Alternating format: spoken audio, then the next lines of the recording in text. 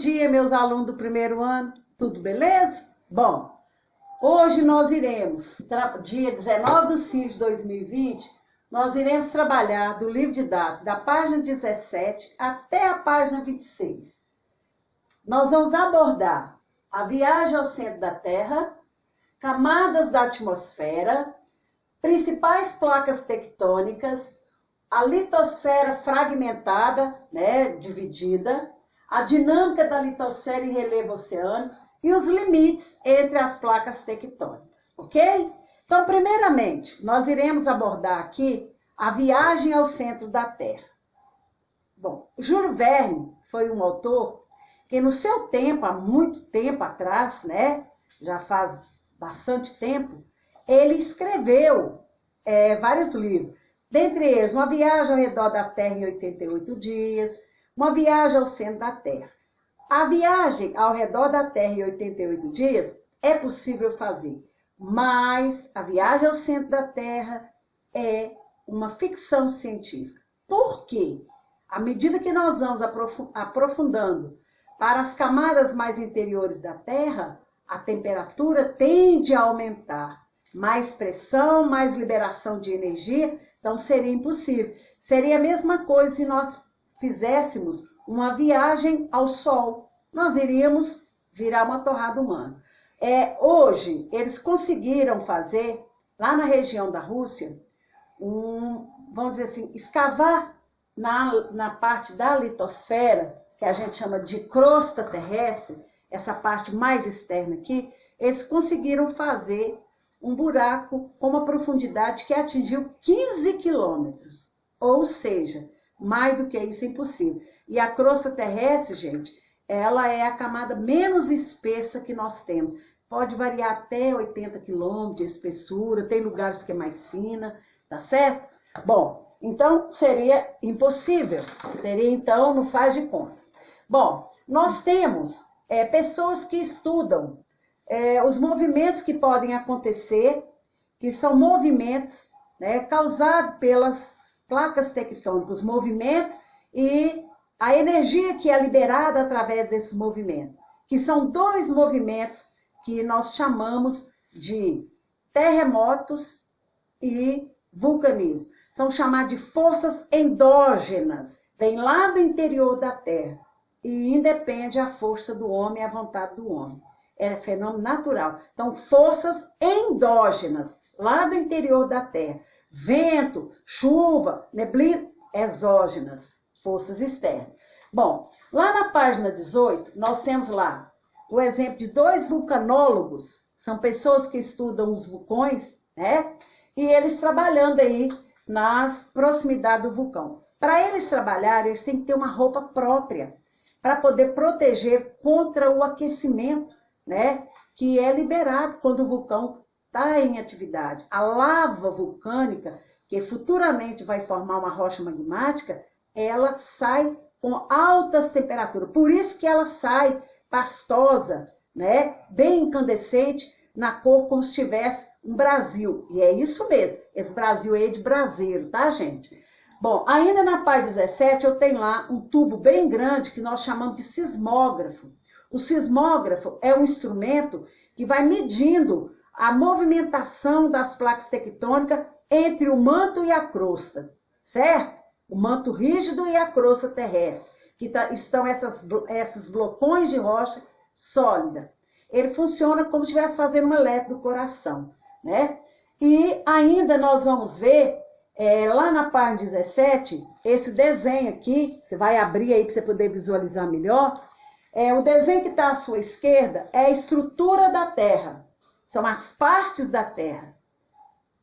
Crosta, manto, núcleo. Verifica aí direitinho. A parte que está à direita no seu desenho são as propriedades químicas e físicas da Terra. Então aí nós vamos ter a litosfera, a tenosfera, a litosfera rígida, e aí vai até chegar na camada mais interior, que é o núcleo central. O núcleo central, o núcleo é dividido em duas áreas, o externo e o interno. O interno ele é sólido, que ele é formado de níquel e de ferro. Então ele é duro, ele é rígido, enquanto o outro, né, ele é formado de outra substância, ele é pastoso. Bom, gente, lá na página 19 do nosso livro didático, nós vamos ter lá movimento de convecção, né, do magma no manto. Magma é a substância que é expelida pelo vulcão, é o que vai dar origem à rocha magmática, certo? Magma. Então, olha para vocês verem aqui nessa página, eu tenho esse desenho aqui e como que o movimento é feito, né? Por isso fala corrente de convecção. Nada está parado, porque tem muita pressão e está liberando muita energia do interior. Bom, mais abaixo nós vamos ver as principais placas tectônicas. Corrigindo aí, né? Me perdoe o erro, placas tectônicas. O alemão Alfred Wegener, ele fez essa teoria comprovando que a Terra já foi, há milhões de anos atrás, um único continente, o supercontinente chamado Pangeia. Por que ele observou isso? Ele observou exatamente por causa da parte que nós vamos ter aqui, ó, que está nos recortes, né, aqui no litoral, principalmente aqui, ó, do Brasil, que encaixa nessa área aqui da África. Então, o encaixe nas áreas litorâneas dos continentes, né, prova que realmente encaixou, exceto algumas áreas que foram erguendo, a gente fala só erguendo, por causa da força que vem lá, né, das placas tectônicas no movimento transformante. Nós vamos ver daqui a pouco o que seria esse movimento transformante. Então, a América Central, aqui continental, aqui no Istmo, é uma área que só ergueu por causa dessas placas tectônicas. Ela forçou e essa área ergueu. Por isso que a América Central continental ou insular, ela é uma área que vai interligar a América do Norte à América do Sul. E essa outra área aqui que é insular, né, ou Antilhas, a gente vai falar que é formada por essas ilhas. Correto? Então, a deriva continental foi comprovada por esse cientista alemão. E eles, depois disso, deram mais ênfase e eles batizaram, deram nome às principais placas tectônicas que estão, né, no manto ou na camada da Terra mais para o interior, ou a tenosfera, né, que a gente chama que é uma parte fluida que tem entre o manto e a crosta terrestre. Existem mais de 200 placas tectônicas. Aqui nós temos as mais importantes. Então, dentre elas nós temos essa placa, né? Vocês podem ver lá na página 19, você pode ver direitinho aí. Nós temos a placa sul-americana, nós temos a placa do Pacífico, nós temos a placa africana, nós temos a placa eurasiática, a placa das Filipinas, a placa australiana, a placa da América do Norte, né, a placa de Nazca, a placa do Caribe, a placa de Cocos e a placa da Antártida. Né? Então, são blocões e os principais. Existem, igual eu disse para vocês, mais de 200 e aqui nós temos as principais. Bom, aqui vai provar para nós exatamente aquilo que eu acabei de falar para vocês. Olha aqui, com o globo terrestre. A América, aqui o litoral do Brasil, encaixa direitinho aqui, ó, no continente africano. Então, provou que houve a deriva, afastamento desse supercontinente chamado Pangeia, tá certo? Bom, aqui nós vamos ter algumas questões que vão estar presentes aí na página 20. Então, lá na página 20 do seu livro didático, nós vamos ter lá um desenho do Estreito de Bab el-Moeb e está perguntando para nós o que aconteceu aí nessa região. Então, aí é uma área que está no limite entre o Mar Vermelho, né? E aí alguma área de Golfo, né? O Golfo de Aden, que nós temos aí próximo ao Oriente Médio. Então, olha bem, as margens continentais da área representada são quase paralelas, né? E sua junção não é difícil de se presumir. Identifique que parte do mundo é retratada na imagem, Então vai se tratar do Mar Vermelho. O Mar Vermelho, houve uma separação da África, do norte da África e do Oriente Médio, foi preenchido com água e formou um mar, né? Eu já contei para vocês que existem dois tipos de mares, o mar fechado e o mar aberto. O mar fechado ele não tem contato com outras águas e o aberto tem contato com outras águas, correto? O mar fechado é alimentado de rios e o mar aberto ele vai ter contato com partes maiores, né? Que no caso é o oceano. Então é exatamente onde nós vamos ter o país a Eritreia, Somália, Djibouti, né? E algumas áreas do Oriente Médio. Tá certo, gente? Agora nós vamos lá para a página 21. Então lá na página 21, nós vamos ter lá as dobras e as falhas. Olha aqui para vocês verem. Analisem direitinho esse desenho aqui. Esses 3 desenhos. Tá mostrando para nós a evolução que teve aqui na crosta terrestre, exatamente por quê? Por causa dos movimentos das placas tectônicas, que a gente nem vê, né? Mas elas existem, porque a diferença vai acontecer aqui na crosta terrestre, certo? E aqui nós vamos ter, ó, a formação de uma parte do relevo oceânico. Nós vamos ter a parte da formação do relevo aqui na crosta e a parte também no assoalho oceânico. Muita gente acha que lá no fundo do oceano não tem relevo. Tem, gente. As mesmas formas de relevo que nós temos aqui na parte da crosta terrestre, da litosfera, lá no fundo do oceano também tem. Nós vamos ter abismo, nós vamos ter as fossas das Marianas, que é a profundidade maior que nós temos, mais de 11.000, né, metros de profundidade. É uma fossa mesmo, é um buraco profundo, mais de 11.000 metros de profundidade. Enquanto o pico mais alto está aqui na litosfera, é o Pico Everest com 8.848 metros de altitude, lá na Cordilheira do Himalaia. Um relevo jovem, tá, gente?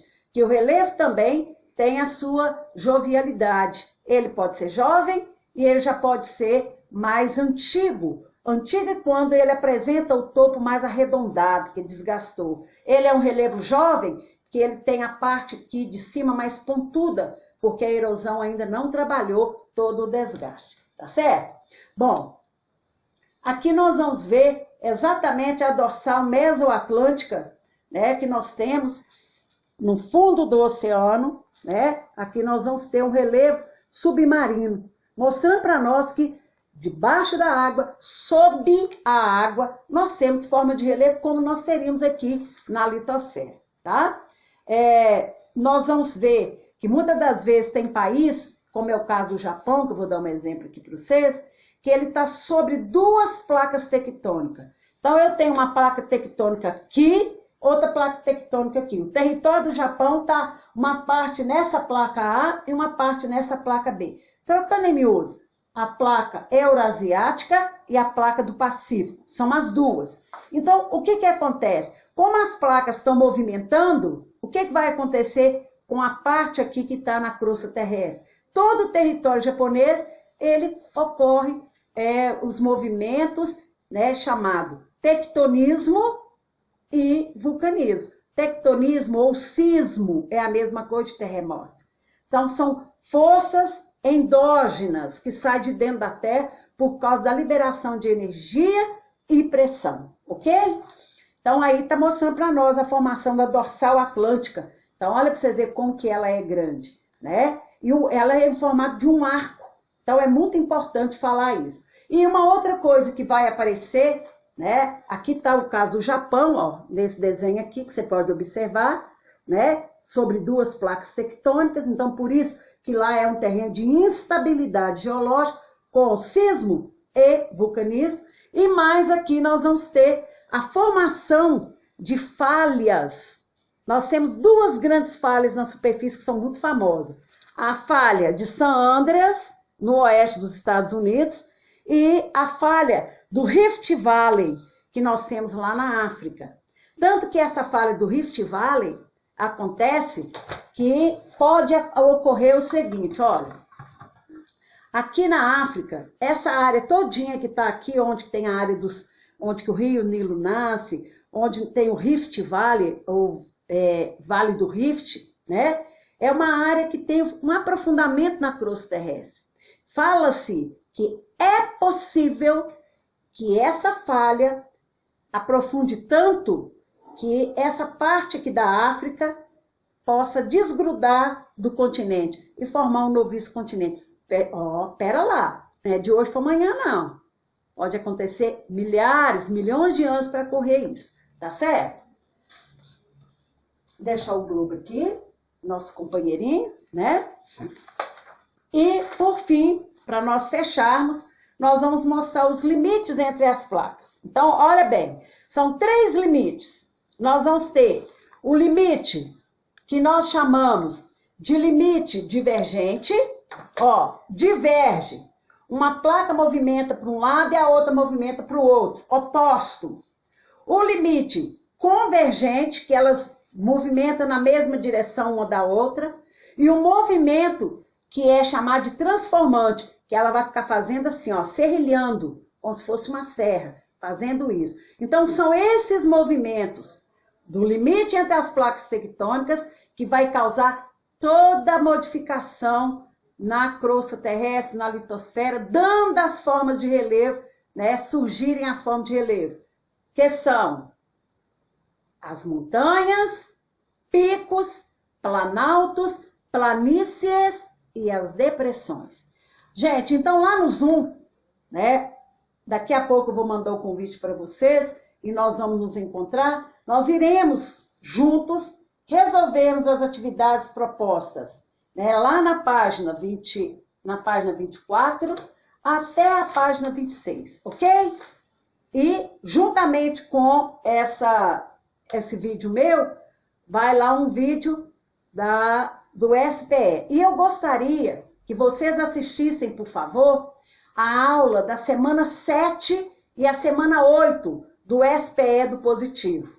Tá? Vai complementar, vai ilustrar nosso vídeo, a nossa aula de hoje. Tá certo, gente? Então, por gentileza, vocês façam isso para mim. E uma outra coisa que eu quero conversar com vocês.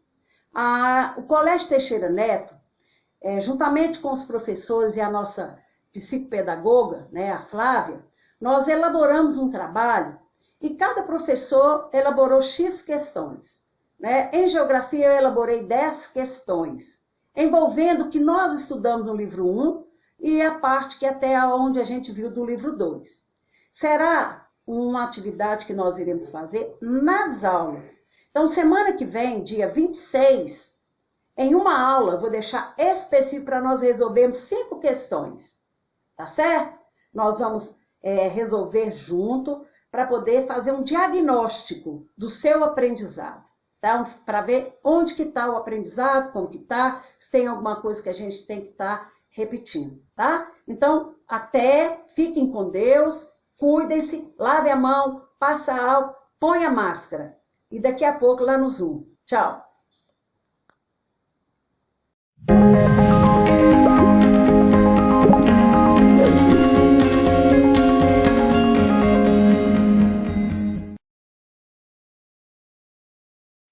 Olá pessoal, tudo bem com vocês? Espero que sim, que vocês estejam se cuidando e continuem cuidando das pessoas que estão ao redor de vocês também. Eu sou a Jaque, professora de Geografia e assessora no Sistema Positivo de Ensino, e continuo aqui produzindo esses vídeos para ficar em contato com vocês agora nesse momento de distanciamento social. Esse é mais um vídeo do SP com você, que são os vídeos semanais que a gente prepara para os seus estudos em casa. Para essa semana a gente continua com a programação normal. Então, seguindo com o volume 2, capítulo 4 do material de geografia de vocês. A gente tem falado de geologia, sobre a estrutura e a idade da Terra, e a gente vai se aprofundar um pouquinho mais nesse assunto. Antes de continuar e se aprofundar nos conteúdos desse capítulo, eu queria fazer algumas recordações.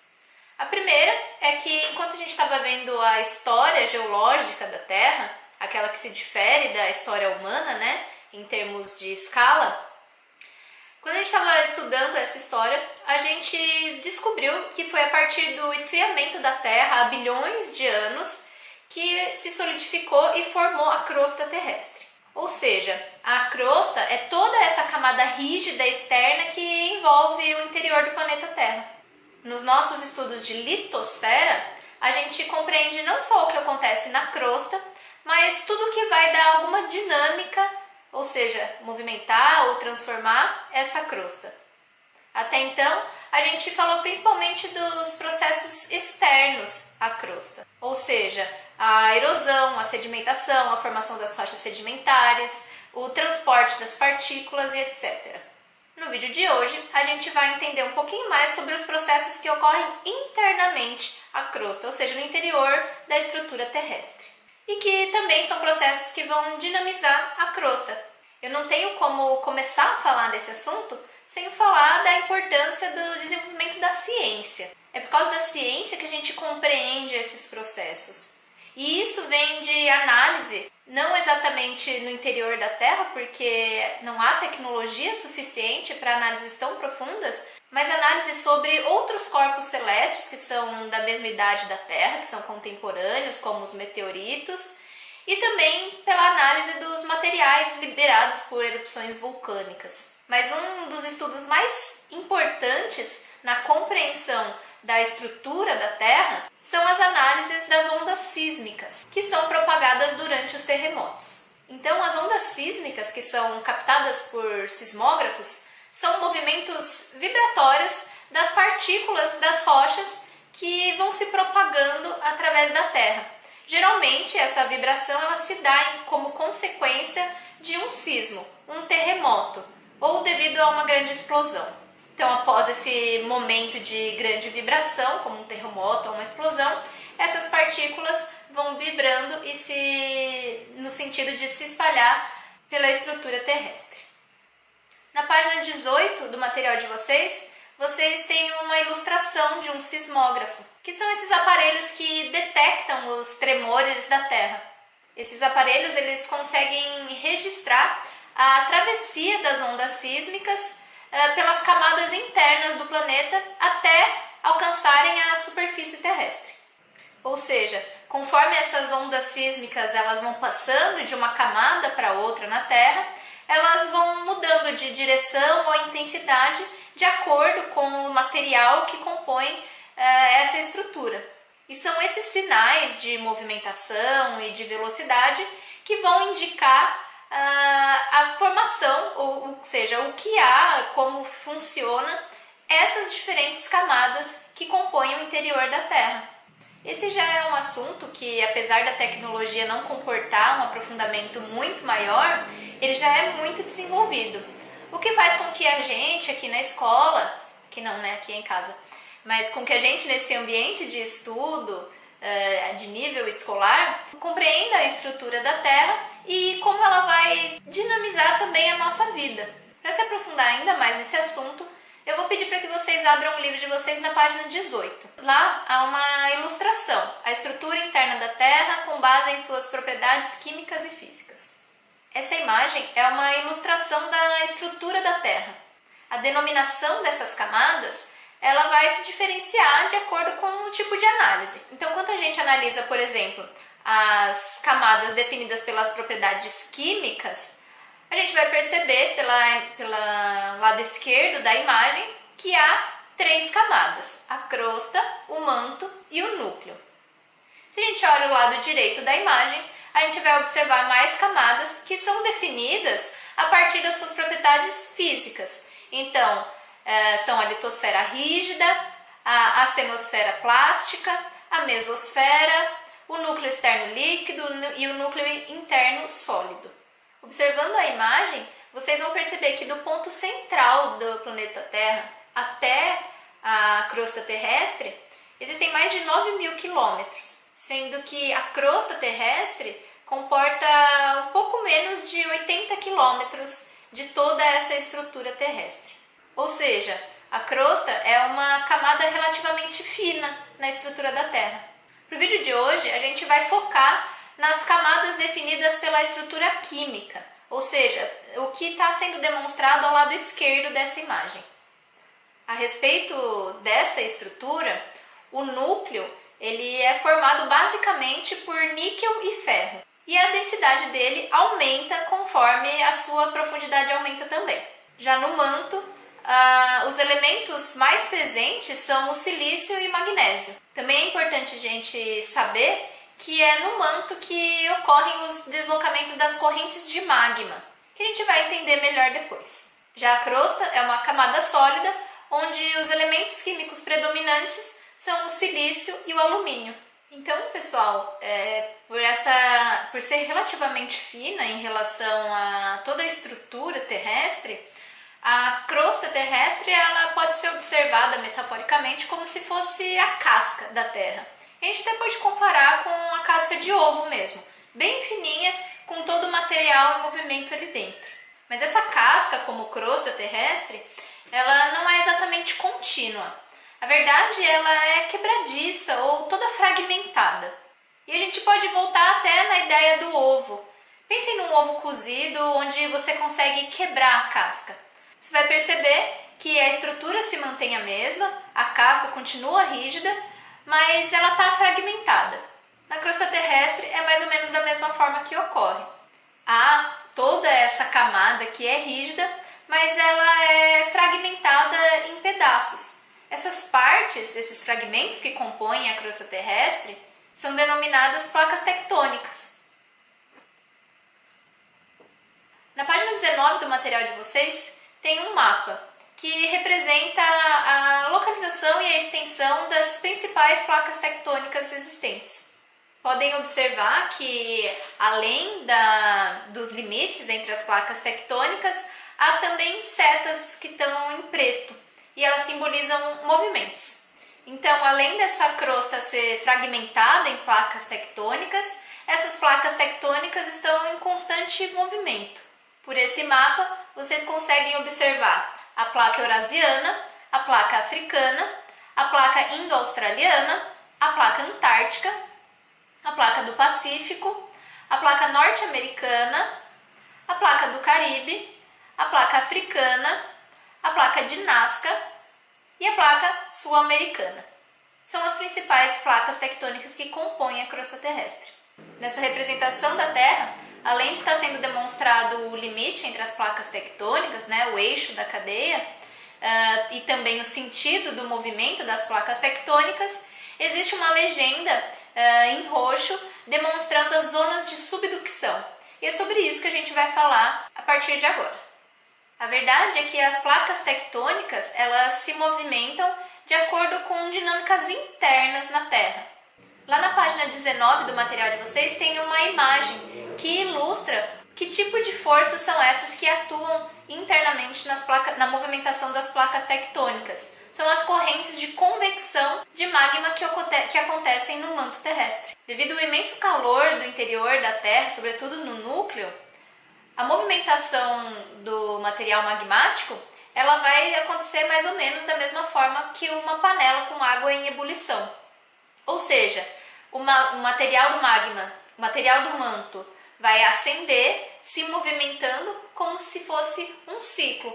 A partir do momento que ele resfria, ele retorna, mergulha no interior, no sentido do interior da Terra novamente, formando esses ciclos ou correntes de convecção do manto.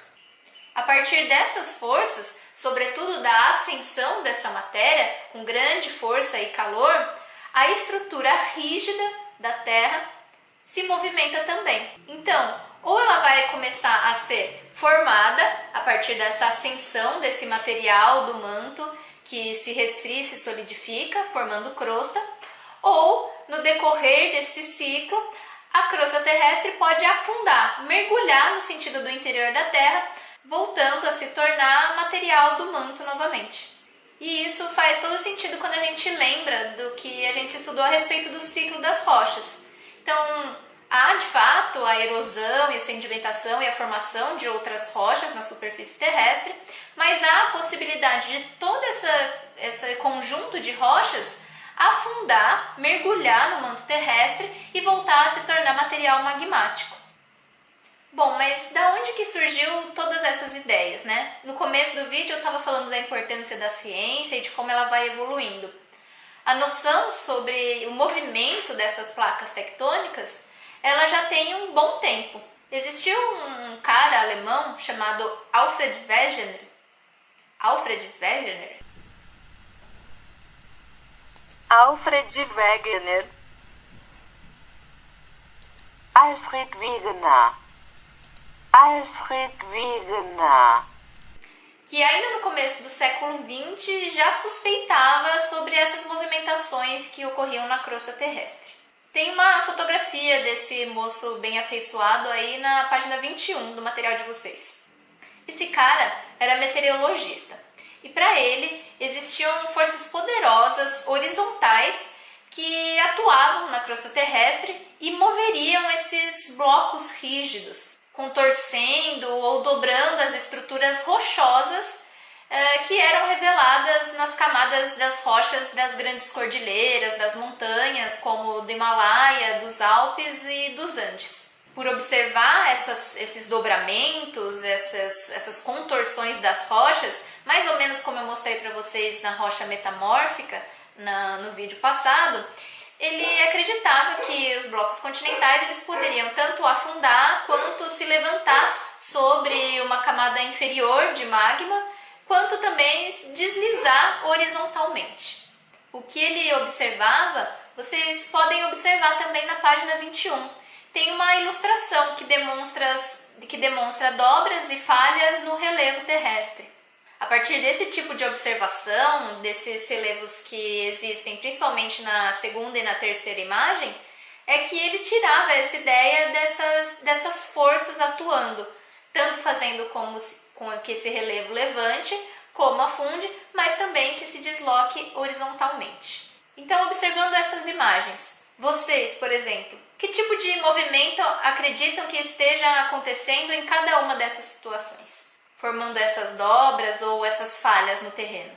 No decorrer da vida do Alfred, meu amigo Alfred, ele começou a perceber algumas semelhanças físicas de alguns contornos continentais e ele começou a fazer diversos estudos geológicos. Avançando na sua teoria, ele constatou semelhanças geológicas, como tipo de rocha, idade de formação, presença de fósseis das mesmas espécies, entre planaltos brasileiros e africanos. Alguns fósseis idênticos de plantas e répteis foram encontrados não apenas na América do Sul, mas também na África e na Índia e na Antártica e na Austrália. Por causa dessas observações que ele propôs em 1912, há mais de 100 anos atrás, a teoria da deriva continental. Mas afinal, o que é essa deriva continental que a gente tanto escuta falar?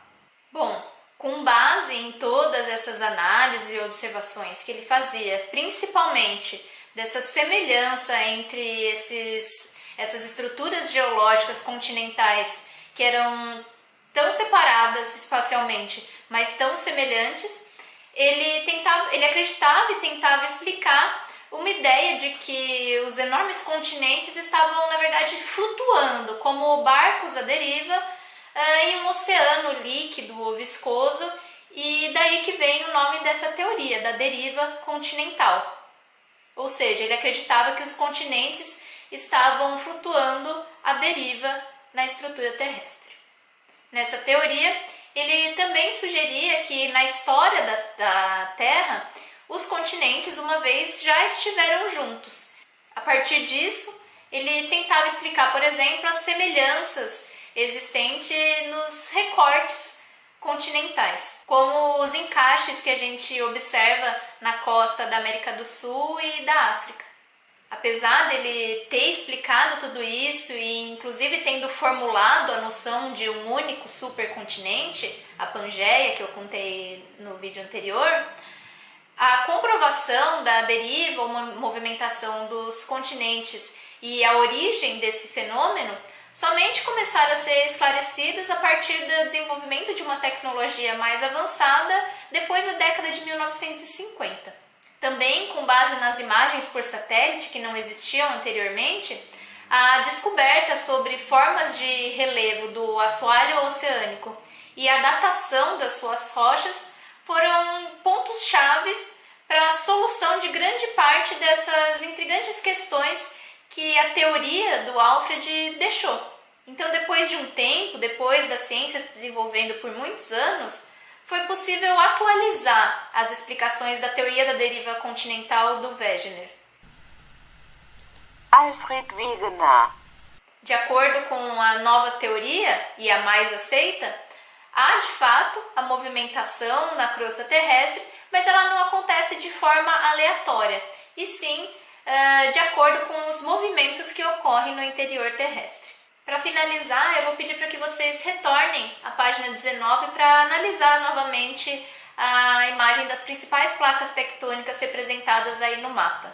Quando a gente considera o movimento entre essas placas, entre duas ou mais, a gente pode perceber pelo menos 3 tipos de movimentos. Quando elas estão se afastando uma das outras, quando elas estão convergindo umas às outras, mas também quando elas estão se deslocando lateralmente uma em relação à outra. Para finalizar o vídeo, eu vou pedir para que vocês façam algumas atividades antes da gente continuar com o conteúdo na semana que vem. Eu quero que vocês realizem na página 20 a seção Refinando o Olhar e na página 26 a atividade 3. A partir da próxima semana, a gente vai continuar discutindo sobre esses movimentos das placas tectônicas, o que ocorre nessa movimentação e quais são os tipos de movimentos que ocorrem entre as placas tectônicas. A partir disso, a gente vai entender um pouco mais como que esses movimentos vão auxiliar na transformação do relevo terrestre e submarino e como isso tudo pode afetar a vida de milhares de pessoas diretamente. Então, por hoje é só. Até a semana que vem.